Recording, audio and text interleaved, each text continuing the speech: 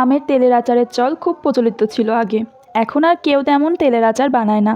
কাঁচা আম থাকতে থাকতে তোমরা কিন্তু এভাবে অল্প কয়েকটা আম দিয়ে বানিয়ে ফেলতে পারো। খুবই সহজ, ঘরে থাকা অল্প কিছু উপকরণ দিয়েই বানিয়ে নেওয়া যায়। যাই হোক, প্রথমে আমগুলো একটু ছোট করে কেটে নিয়েছি। তোমরা তোমাদের পছন্দ অনুযায়ী আমগুলো কেটে নিতে পারো। একটু লবণ বেশি করে দিচ্ছি। এবার দিয়ে দিচ্ছি ভিনেগার। ভিনেগারটা দিলে তেলের আচার কিংবা আমের আচার যে কোনো ধরনের আচার অনেক দিন সংরক্ষণ করা যায়, সেজন্য দিয়েছি ভিনেগার। এবার একটি কড়াইয়ে দিয়ে দিব 2টা শুকনা লঙ্কা, দিয়ে দিচ্ছি মৌরি, ধনে, জিরে, মেথি আর কালো জিরা। একটু নেড়ে চেড়ে দিয়ে দিব সাদা সর্ষে, কালো সর্ষে। ভালো করে ভাজতে হবে। একটু ধোয়া উঠলেই দিয়ে দিব পোস্ত।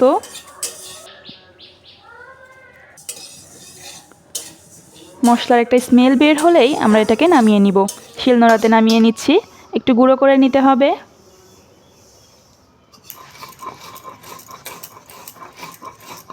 এবার কড়াইয়ে দিয়ে দিচ্ছি সরিষার তেল। এবার তেলের পরিমাপটা তোমরা তোমাদের পছন্দ অনুযায়ী দিতে পারো, একটু বেশি হলেই ভালো হয়।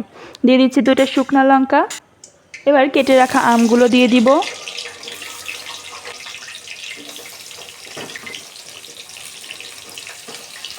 আমটাকে আমরা লবণ আর ভিনেগার দিয়ে যে মাখিয়ে রেখেছিলাম, এখানে কিন্তু শুধু আমটাই তেলে দিচ্ছি।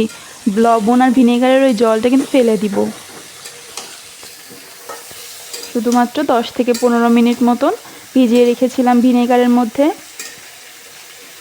এবার দিয়ে দিব লাল লঙ্কার গুঁড়া, হলুদ, এবার দিয়ে দিব লবণ। এই তেলের আচার শুধু খিচুড়ির সাথেই না, মুড়ির সাথেও কিন্তু মাখিয়ে খাওয়া যায়। আরেকটি কথা বলি, এই আচার রেডি হওয়ার পর তোমরা চেষ্টা করবে তেলের আচারটাকে কাচের কৌটাতে রেখে 7 থেকে 8 দিন রোদে রাখার। 1 বছর কেটে গেলেও আচার একই রকম থাকবে, বরং স্বাদে আরও 10 গুণ হবে। বলছি তোমরা একটু চেষ্টা করবে তেলের আচারটাকে রোদে রাখার।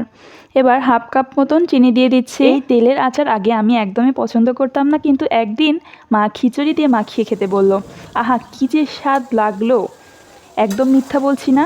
3-4টা আম কেটে একবার বানিয়ে খেয়ে দেখো। নেড়ে চেড়ে ভালো মতো তেলটাকে ফুটিয়ে নিব আমের সাথে। আমটা সিদ্ধ হওয়া পর্যন্ত কিন্তু অপেক্ষা করতে হবে। এবার গুঁড়ো করা মশলাটা দিয়ে দিব। এই তেলের আচারে আমরা পোস্ত ব্যবহার করেছি জন্য এর স্বাদটা অনেক সুন্দর হয়েছে এবং এর স্মেলটাও খুব সুন্দর বেরিয়েছিল। এবার নামিয়ে নিব। আমরা 10 থেকে 12 দিন মতন এটাকে রোদে রেখেছিলাম, তারপর কাচের কৌটাতে ঢেলে নিচ্ছি। তোমরাও কিন্তু এভাবে বানিয়ে নিতে পারো কাঁচা আম থাকতে থাকতে। দেখা হচ্ছে নেক্সট ভিডিওতে। Bye bye.